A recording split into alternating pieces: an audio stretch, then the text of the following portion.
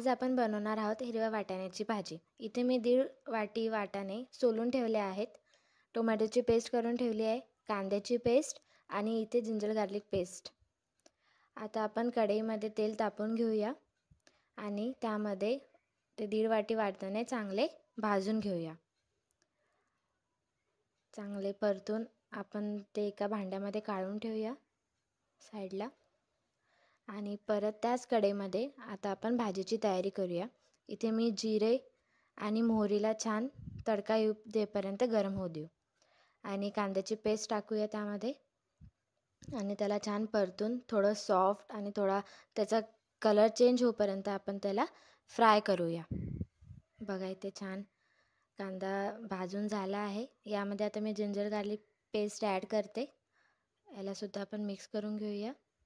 आता इथे मी तिखट, हळद, मसाले, गोडा मसाला, कांदा लसूण मसाला, चवीपुरतं मीठ, धनिया पूड याला छान या सगळ्या मसाल्यांना आपण मिक्स करून घेऊया.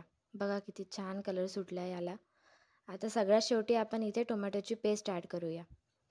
आता यालासुद्धा आपण 5 मिनिटे छान फ्राय होऊ देऊया. छान इथे झालं आहे. आता इथे वाटाणे ॲड करते. यालासुद्धा आपण 1 मिनिट छान मिक्स करून घेऊया. बघा छान कलर सुटला आहे.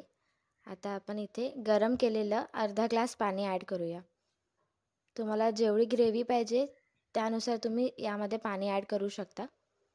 बघा इथे छान आपली भाजी रेडी झाली आहे वाटाण्याची. छान कोथिंबीरने गार्निश करून घेते. वाव सुंदर.